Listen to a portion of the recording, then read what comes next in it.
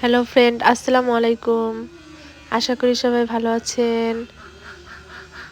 সকাল সকাল রান্না করতে চলে আসলাম। ঘুম থেকে উঠেই সবার চিন্তা ভাবনা থাকে সকালে কি রান্না বান্না করা হবে।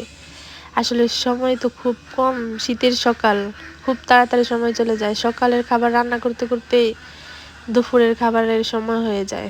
আবার দুপুরে রান্না বান্না শেষ না হতে হতে বিকেল হয়ে যায়, আর অনেক তাড়াতাড়ি বেলাটা চলে যায়। সকাল সকাল পাতাকপি ভাজি করতেছি, ভাত রান্না করেছি আগে।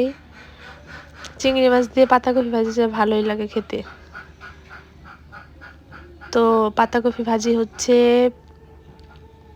এছাড়া আরো অন্যান্য কাজ করা শেষ, শুধু এখন রান্নাটাই বাকি। সকালে উঠে আগে এক মগ তুকমা খেয়ে নিয়েছি। এটা খেতে আমার একটু ভালো লাগে না, তবু খেতে হয় আমার একটা সমস্যার কারণে। এখন চলে যাচ্ছি আমার মুরগিগুলো ছেড়ে দিতে।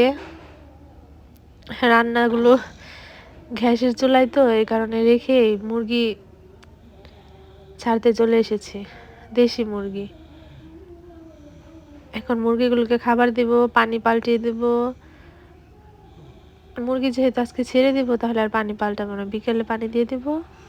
মুরগিকে খাবার দিয়ে তারপর আবার চলে যাব পাতাকপি ভাজির কাছে। মুরগিগুলো আস্তে আস্তে দেখতে দেখতে বড় হয়ে যাচ্ছে। এই খাঁচাটা আমি কিনেছি ব্রয়লার মুরগি পালবো, এই কারণে আগে কিনে রেখেছি। বাসায় যাচ্ছি।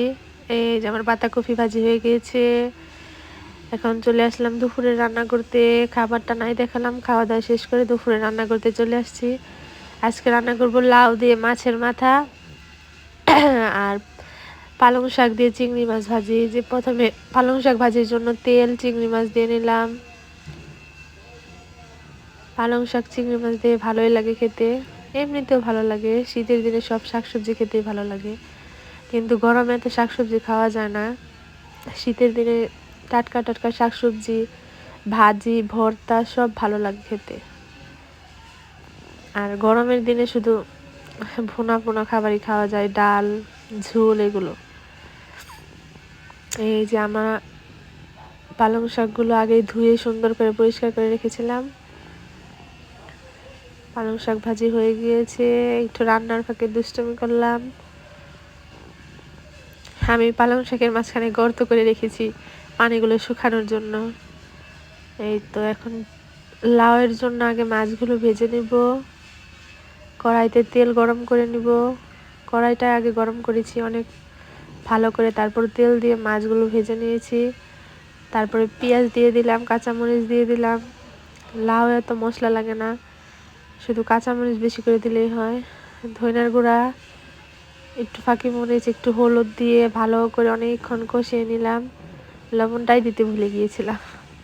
আজকে লাউ রান্না করেছি, ঠিক আছে, এমনি খেতে ভালোই হয়েছে, কিন্তু অনেক লবণ হয়েছিল। এই যে এখন সন্ধ্যা হয়ে গেছে, বিকেলের ভিডিও দিতে মনে নাই। শেষে চা দিয়ে বিকেলটা শেষ করলাম। টাটা, বাই বাই, ভালো।